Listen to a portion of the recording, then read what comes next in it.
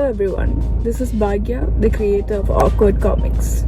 As of today, June 23rd, 2020, I have been making comics professionally for the past 2 years and personally for a whopping total of 6 years.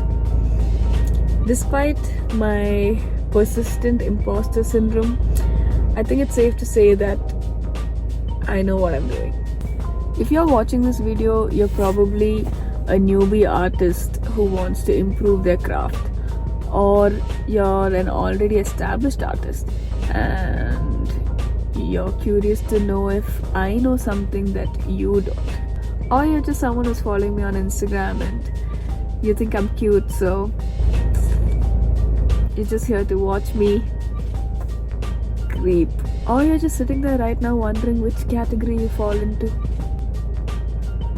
or you misspelled awkward on the search bar and then you found this video.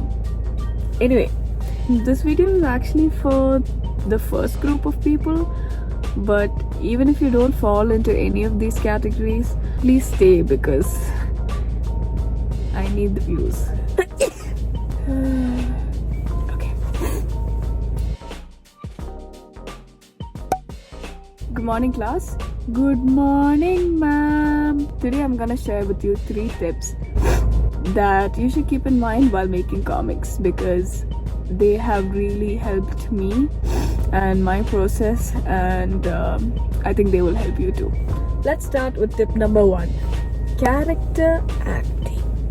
How many times has this happened where you're looking for one specific expression or pose to use as reference, but you just end up googling for hours and hours looking for that one picture that doesn't exist? Let's say you're looking for something like a man throwing a ball angrily, I don't know, side view. Instead of googling for that image, you can just shoot yourself with your phone in that particular position and then use that as a reference. It may seem like more effort, but actually trust me, this is faster, and I have spent hours and hours just looking for that perfect image that will save my life, which never came. So learn from my mistakes. Speaking of mistakes, another thing that I do differently now is drawing the background before drawing the characters. Yes, Gregory, you have a question?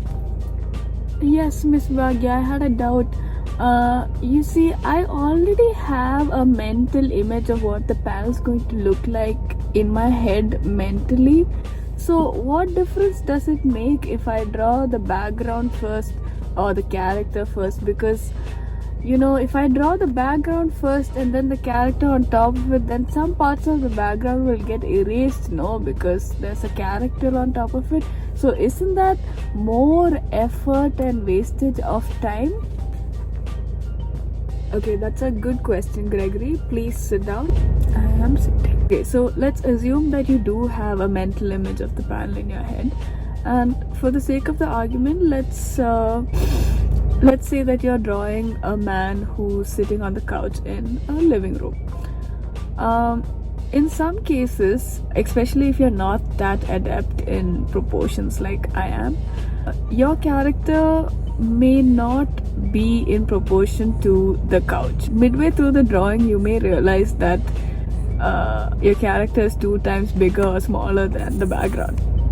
Yes, Gregory, you have another question? Yes, Miss Bhaghya, I had one more doubt. You see, I already have an iPad Pro because I'm a spoiled brat and my dad owns the school.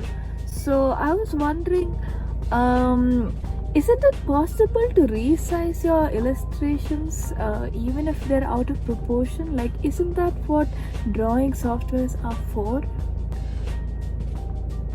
Yes, Gregory, correct.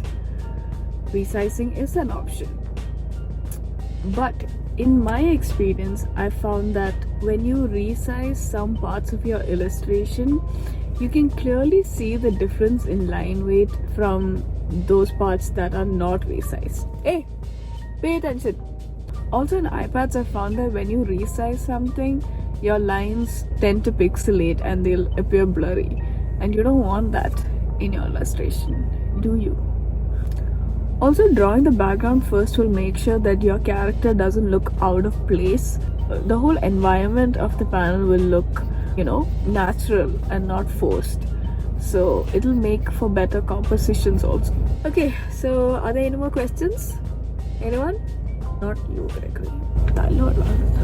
Okay, let's move on. Speaking of moving on, you know what else moves? Eyebrows. If your character is sad, the eyebrows will be two curved lines facing each other like this. If your character is angry, there'll be two straight lines facing each other like this. Now look at these eyeballs. They're in two different moods, but you can't tell the difference. Do you know why? Because there are no eyebrows. Now add the eyebrows. Bam! Instant recognition. Eyebrows are essential to your expressions. Without eyebrows, your characters are always sad. Add eyebrows. Okay kids, that brings us to the end of today's lesson. I hope this was useful, and let me know in the comments what you think. Stay in school. Say no to drugs. Respect your elders. Okay, that's it. Bye.